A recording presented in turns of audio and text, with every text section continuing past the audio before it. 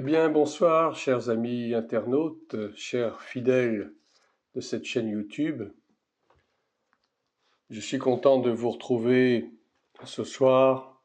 Nous sommes le mardi 22 août 2023 et j'avais à cœur quelque chose à vous dire ce soir, toujours concernant l'Église, particulièrement l'Église dite évangélique.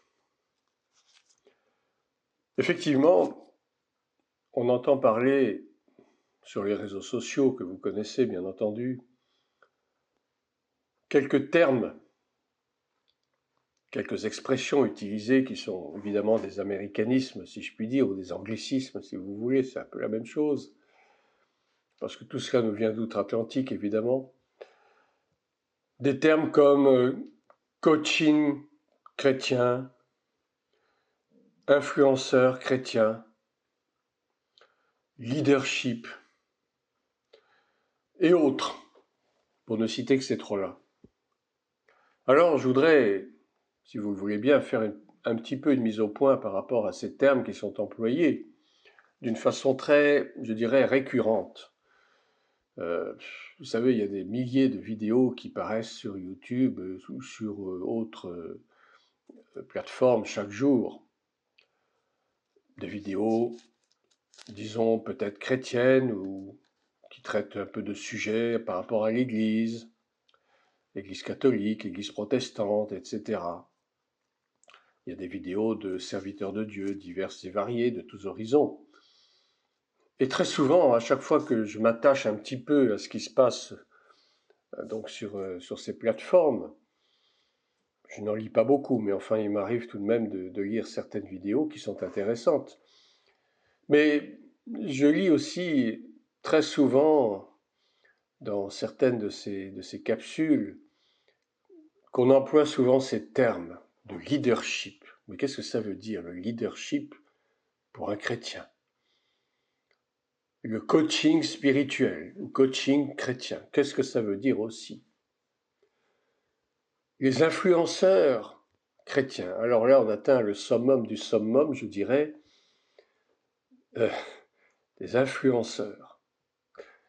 On va essayer de comprendre à la lumière de la parole de Dieu que toutes ces appellations non contrôlées, je dirais, sont vraiment inadaptées au langage chrétien.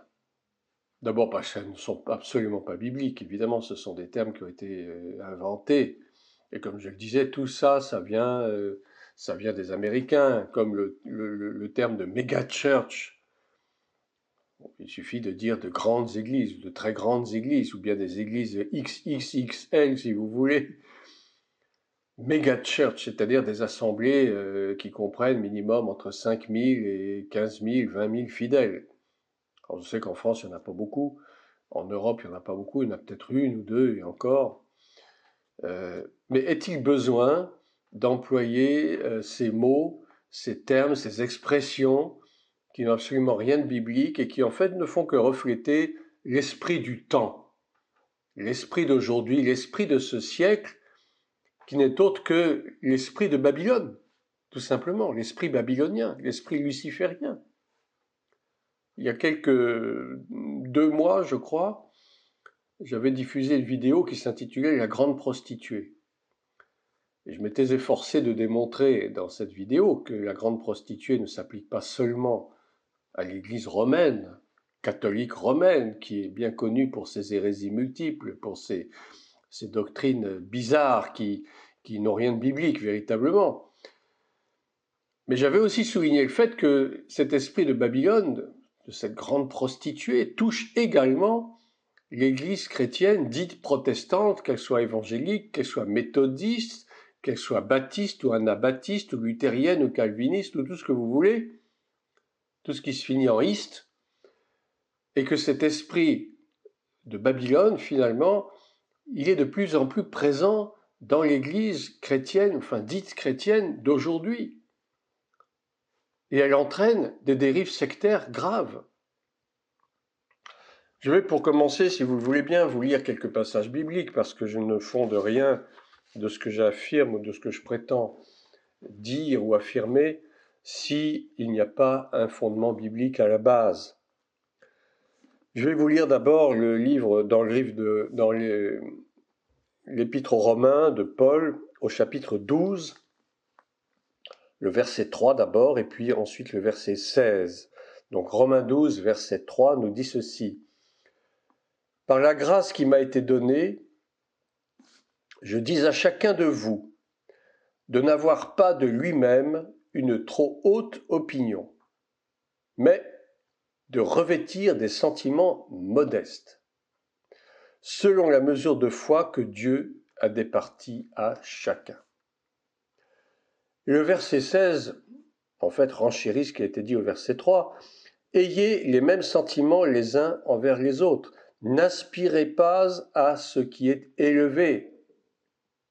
N'aspirez pas à ce qui est élevé, mais laissez-vous attirer par ce qui est humble. Ne soyez point sages à vos propres yeux. » Alors, cette entrée en matière veut déjà nous faire comprendre que, malheureusement, beaucoup d'églises chrétiennes, d'assemblées chrétiennes, de groupements chrétiens, appelez-les comme vous voulez, veulent se faire valoir aux yeux du public, veulent se montrer aux yeux du public, veulent avoir une certaine aura, une certaine notoriété, une certaine renommée aux yeux du public. Mais est-ce que vraiment c'est là la question ? Est-ce que nous devons rechercher la renommée auprès des gens ? Est-ce que nous devons rechercher la notoriété auprès de qui que ce soit ? Je pense que, sincèrement, on fait fausse route. Il me semble que nous n'avons pas à rechercher d'aucune façon la gloire des hommes. Nous n'avons pas d'aucune façon à rechercher l'assentiment des hommes à notre égard. Bien au contraire, et je pense que les paroles du Christ sont très claires lorsqu'il nous dit que lorsque l'on parlera bien de vous, c'est que je ne suis pas avec vous.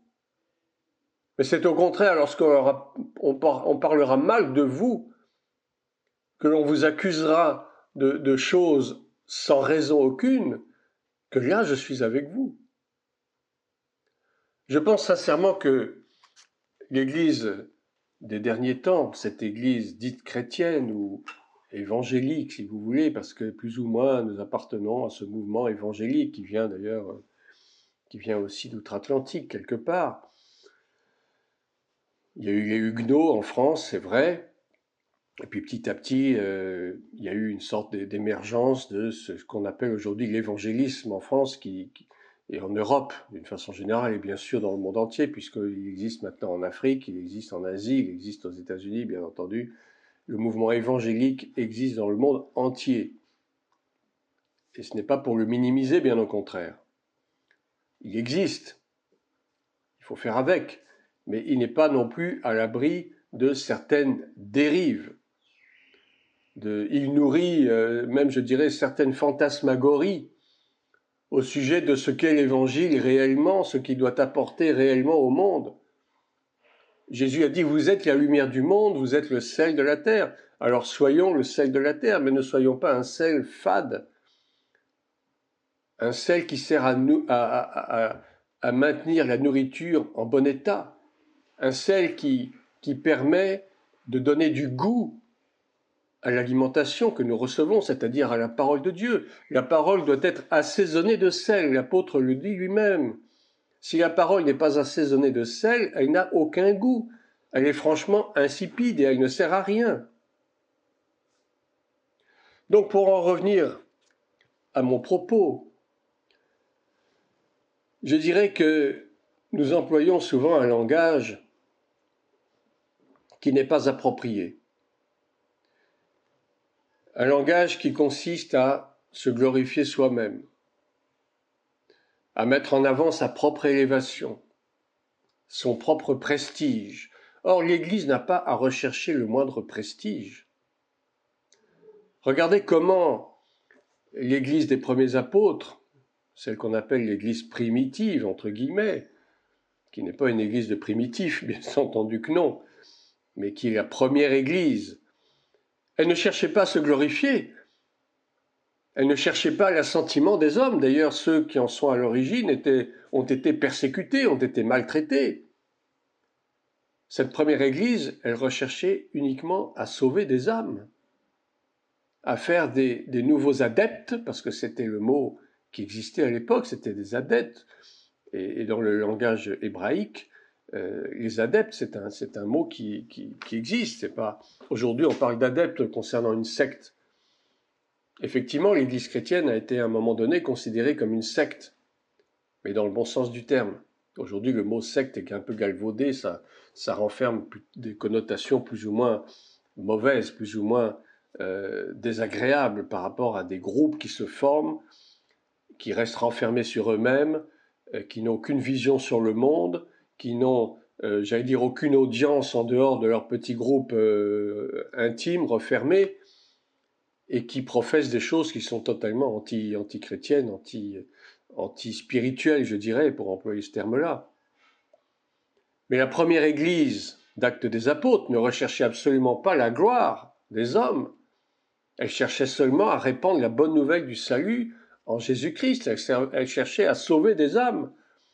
Et dès les premiers jours de son existence à Jérusalem, il y a eu plusieurs milliers de personnes qui se sont consacrées, qui se sont données au Seigneur. Mais est-ce que pour autant, cette Église a recherché la gloire des hommes, a recherché à être un coach spirituel, à devenir un leader, à cultiver ce qu'on appelle volontiers maintenant le leadership? Mais absolument pas. Absolument pas. Mais pourquoi est-ce qu'aujourd'hui l'Église chrétienne veut se mettre en avant, veut penser que elle doit briller de tous ses feux pour plaire aux hommes? Mais l'Église n'est pas là pour plaire aux hommes, chers amis. L'Église, elle est là pour plaire à Dieu. L'Église, elle est là pour enseigner la parole de Dieu. L'Église, elle est là pour évangéliser.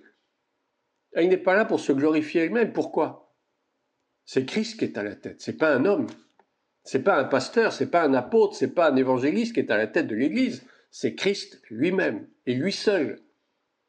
Il est le chef incontestable, unique, véritable. Aucun homme ne peut le remplacer. Nous ne sommes pas dans le système de la papauté romaine, qui se disait, les papes qui se disent vicaires du Christ. Vicaire du Christ, ça veut dire remplaçant du Christ sur terre. Il n'y a pas de remplaçant. Est-ce que Christ peut être remplacé par qui que ce soit? Absurdité totale. Christ est irremplaçable, il est incomparable, il est unique, il est le seul. Jésus lui-même a dit en Matthieu 23, que je vous lis tout de suite, pour corroborer ce que je dis à propos de ceux qui se mettent, qui se mettent en tête des assemblées et qui se croient irremplaçables et devant qui tout le monde doit plier genoux. Matthieu 23, entre les versets 8 à 12.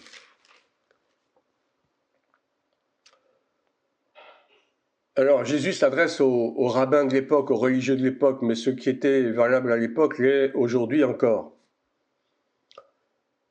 Alors il dit, ils font toutes leurs actions pour être vus des hommes. Ainsi, ils portent de larges phylactères, ils ont de longues franges à leurs vêtements. Ils aiment la première place dans les festins et les premiers sièges dans les synagogues.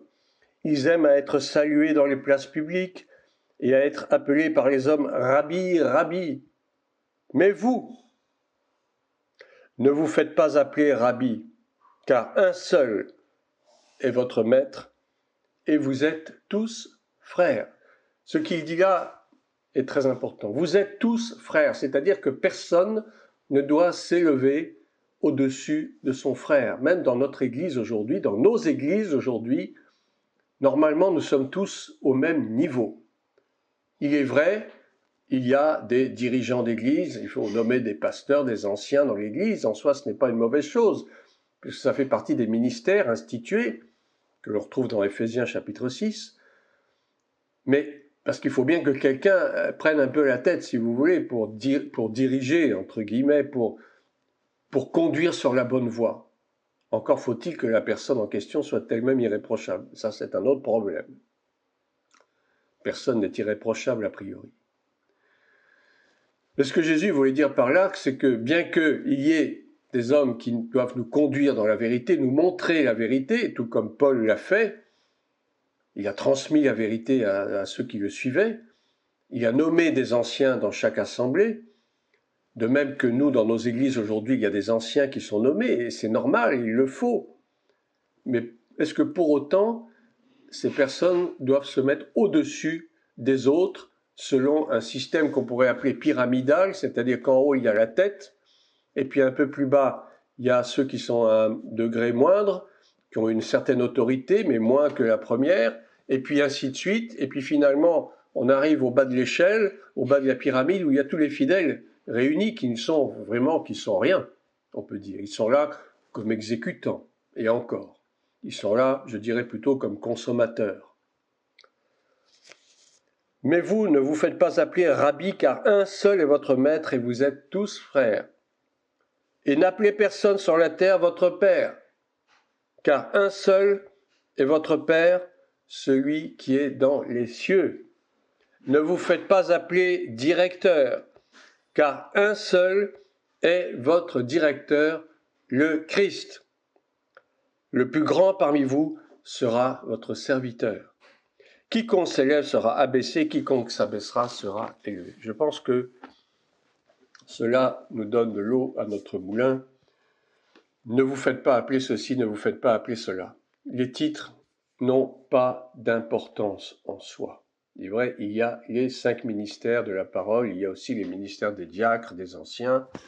D'accord. Mais ce qui est important, c'est pas le titre. Ce qui est important, c'est la fonction elle-même, n'est-ce pas?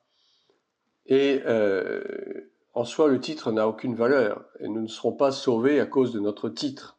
Moi-même qui vous parle, je suis pasteur, j'ai été consacré pasteur, je porte ce titre-là, mais premièrement, ça ne me glorifie en aucune manière. Même parfois, j'ai même pas envie qu'on m'appelle comme ça. Je suis un serviteur de Dieu, voilà. Et dans l'Église, je ne me considère pas au-dessus des autres. En tout cas, je le dis avec j'espère, une certaine humilité. Mais je trouve incroyable que dans certaines assemblées, en haut, il y a le pasteur qui doit presque être vénéré par les fidèles, qui presque s'agenouille devant lui, s'incline devant lui, mais ça, c'est une hérésie abominable. Le titre n'a aucune valeur. Ce qui compte, c'est la fonction que nous exerçons au sein du corps de Christ pour amener des hommes, des femmes, des jeunes à la crainte de Dieu, à la repentance du péché, à la vie nouvelle que nous offre le Seigneur Jésus-Christ à travers son évangile. C'est pourquoi cette notion de leadership est totalement absurde.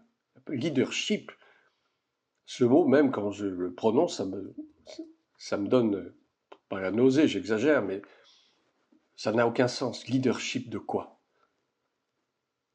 Il y a des leaders dans les entreprises, oui, dans les sociétés, dans les multinationales, il y a des leaders. On peut parler de leadership, effectivement, parce qu'il y a une hiérarchie organisée. Vous avez un PDG, un président, et puis vous avez un directeur adjoint, un sous-directeur, etc. Il y a une hiérarchie organisée, mais cette même hiérarchie ne doit en aucun cas exister dans l'Église de Christ. La seule hiérarchie autorisée, c'est à la tête Christ, et puis ensuite, nous sommes effectivement des serviteurs de Dieu qui sommes là pour servir le peuple, et non pas pour être servis par le peuple. Et cette notion de leadership, par conséquent, n'a aucun sens. Ou alors, allons apprendre ce que c'est que le leadership dans des formations destinées aux chefs d'entreprise, etc., ce qui n'a pas lieu d'être concernant l'Église, ça n'a pas de sens. De même que le coaching spirituel, mais c'est complètement absurde et idiot. On parle de coaching sportif, oui. Vous avez des hommes, des femmes, des hauts sportifs, des sportifs du haut niveau, si vous voulez, ou pas d'ailleurs, qui font du coaching sportif, c'est-à-dire qu'ils vont avoir des élèves qui vont venir chez eux pour travailler le sport d'une certaine manière, pour garder la forme, etc., puisque on est dans une époque où il faut garder la forme, où il faut être en bonne santé, physique, morale, mentale, psychologique, très bien, très bien. C'est ça le coaching, on peut parler de coaching, mais coaching spirituel. Mais ce mot-là fait peur, il n'a aucun sens, il est stupide. On est là pour faire des disciples. mais notre véritable coach, entre guillemets, c'est Christ lui-même, c'est pas un homme. Qu'est-ce qu'on parle de coaching spirituel? Qu'est-ce que ça veut dire? On n'est pas là pour faire de l'entraînement sportif spirituel, non, on est là pour écouter la parole de Dieu, pour méditer la parole de Dieu, pour évangéliser et pour faire des disciples selon l'ordre du Seigneur. Allez, faites de toutes les nations des disciples, baptisez-les au nom du Père, du Fils et du Saint-Esprit, et enseignez-leur tout ce que moi je leur ai enseigné, je vous ai enseigné. Comme dit l'apôtre Paul à Timothée, ce que tu as appris de moi, enseigne-le aux autres. Alors si vous voulez appeler ça du coaching spirituel, si vous voulez, mais je trouve que le terme est fort déplacé et n'a pas vraiment sa signification dans ce qui concerne l'Église. Et puis, je vais parler des influenceurs chrétiens. Alors là, il y a beaucoup à dire. Je vais essayer de ne pas être trop long. Influenceurs chrétiens. C'est-à-dire que une personne, un homme ou une femme, va se lancer sur les réseaux sociaux comme ça se fait. C'est tellement à la mode en ce moment depuis 5-6 ans, on n'entend plus que ça, des influenceurs. Alors vous avez des influenceurs pour faire de la cuisine, vous avez des influenceurs pour apporter une aide psychologique. Bon, d'accord, chacun trouve à brouter où il veut. Mais des influenceurs chrétiens, ça veut dire quoi? Est-ce qu'il est question d'influencer? Dans la notion d'influence, il y a une notion de séduction. Soyons très clairs. Un influenceur, c'est d'abord quelqu'un qui cherche à séduire. D'abord par son image. Vous ne trouverez jamais d'influenceur chrétien qui ne va pas être filmé en direct. Il va montrer son image. Et si possible, une image bien peinte, bien propre, sera bien habillée. Si c'est une femme, elle sera bien maquillée, bien coiffée, etc. Le but, c'est de séduire. Dans influenceur, il y a la séduction, il y a séduire. Influencer, c'est séduire, c'est-à-dire, c'est quelque part rentrer dans l'âme des gens pour y déposer quelque chose. Mais c'est de la manipulation, je dirais. Adopter un système de pensée qui vous est quelque part imposé par la séduction, non point par la force évidemment, mais par une certaine séduction. C'est exactement ce qu'a fait le serpent avec Ève. Il a réussi à lui faire comprendre que l'arbre était bon à manger. Et certes, il était bon à manger, sauf que Dieu avait demandé de ne pas y toucher. Mais par sa séduction, voilà l'exemple type de l'influenceur. Satan est l'influenceur, j'allais dire, à la perfection, puisqu'il est le séducteur parfait. Il est celui qui arrive à nous imposer une idée, non par la force, mais d'une façon insinuée. Serpent, cet animal qui sinue, qui ondule, c'est ça. Un influenceur chrétien, quelque part, c'est un séducteur. Il va vous séduire d'abord par son apparence et par son verbe, par la façon dont il va parler. Il va choisir des mots appropriés. Il y a toute une technique de langage qui se cache derrière ça. Et c'est exactement ce qu'on fait dans la culture d'entreprise, où on apprend aux gens, aux futurs dirigeants, à parler d'une certaine façon, à avoir une élocution bien recherchée, bien choisie, certains mots qu'il faut bannir, d'autres qu'au contraire il faut mettre en exergue, afin, et c'est le but, de séduire le client potentiel. C'est aussi des techniques qu'on apprend aux personnes qui cherchent un emploi, qui vont chez des chasseurs de tête, etc. Ils vont essayer, il y a des mots qu'il faut employer, qui sont des mots clés, je dirais, qui permettent d'avoir la chance d'être embauché dans telle ou telle entreprise. Mais il y a des mots qu'il ne faut surtout pas prononcer. Eh bien, les influenceurs qui se disent chrétiens, ce sont des gens qui vont vous parler sur Internet, soit sur TikTok, sur d'autres plateformes, et on en voit tous les jours. Ils vont vous parler de Jésus, ils vont vous parler de l'Évangile, ils vont vous parler de la Bible, ils vont vous parler du salut, mais d'une façon déguisée. Et ils vont introduire des notions très, je dirais, vicieuses comme l'estime de soi. Aime-toi toi-même. tu es une personne magnifique, formidable, etc. Mais tout ce qui est notion de péché, tout ce qui est notion de faute, tout cela va être soigneusement caché. Il faut mettre en avant le potentiel. Tu as du potentiel. Dieu va t'utiliser parce que tu as beaucoup de potentiel. Quel potentiel? Potentiel de quoi? Nous avons le Saint-Esprit en nous, c'est ça notre potentiel, c'est pas autre chose.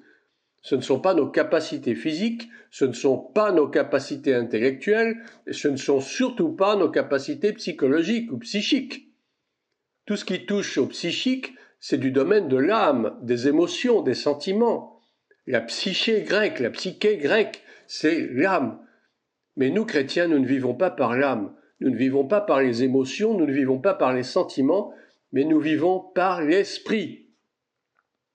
Notre esprit, s'il est ouvert, s'il est éveillé, il est rempli de l'Esprit de Dieu et nous marchons par l'Esprit et non par la chair. Les influenceurs chrétiens nous font marcher par la chair et non pas par l'Esprit.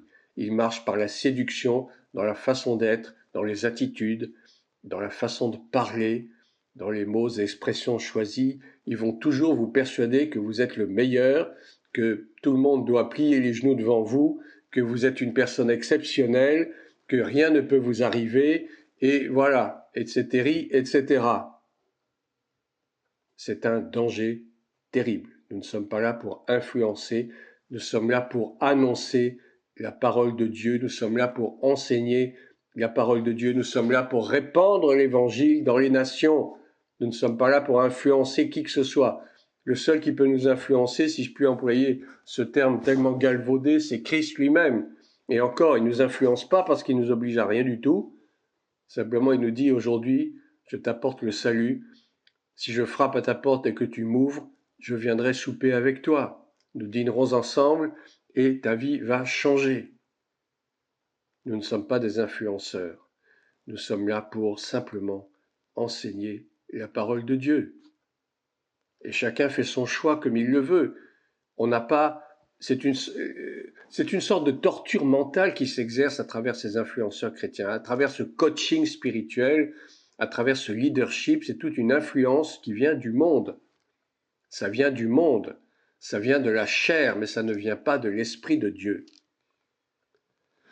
Chers amis, je ne voudrais pas être davantage exhaustif. Je pense que ces quelques paroles, ces quelques notions serviront un peu à ouvrir votre esprit, à ce que vous compreniez que l'esprit luciférien, il est vraiment à l'œuvre dans l'Église des derniers temps et il revêt des aspects aussi différents que nocifs, que toxiques.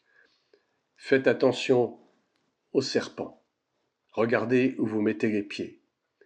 N'écoutez pas n'importe quoi, ni sur YouTube. Même si moi je dis des bêtises, ne m'écoutez plus, je vous en supplie.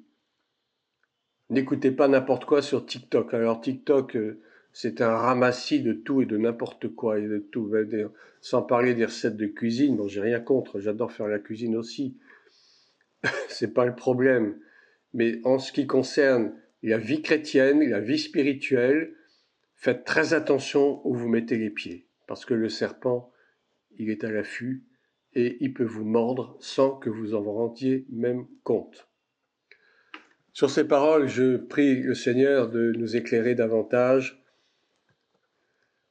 que nous fassions garde, que nous prenions garde à ne pas tomber, parce que les temps sont difficiles, les temps sont de plus en plus difficiles, dans le monde bien sûr, mais dans l'Église aussi. Et nous devons prendre garde de ne pas tomber, et surtout de ne pas entraîner les autres dans notre chute, ce qui serait terrible. Non seulement nous risquerions de perdre notre salut, mais nous risquerions aussi de perdre le salut de ceux qui nous écoutent. Alors je sais qu'il y a des chrétiens naïfs, il y a aussi des chrétiens stupides, malheureusement ça existe, qui sont prêts à avaler n'importe quelle couleuvre, c'est le cas de le dire. Mais il y a aussi des chrétiens intelligents, je suis bien persuadé que vous en faites partie tous, qui m'écoutez ce soir, et je loue le Seigneur pour vous, et je prie que vous soyez toujours vigilants sur ce que vous écoutez, même sur ce que vous lisez. Il y a aussi des lectures qui sont dangereuses. La seule lecture valable, c'est la parole de Dieu.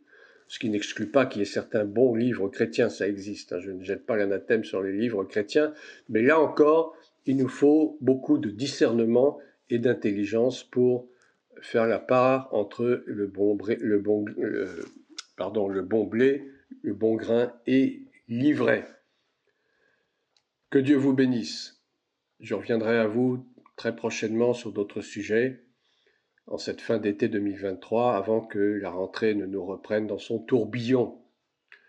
Que Dieu vous bénisse et à très bientôt.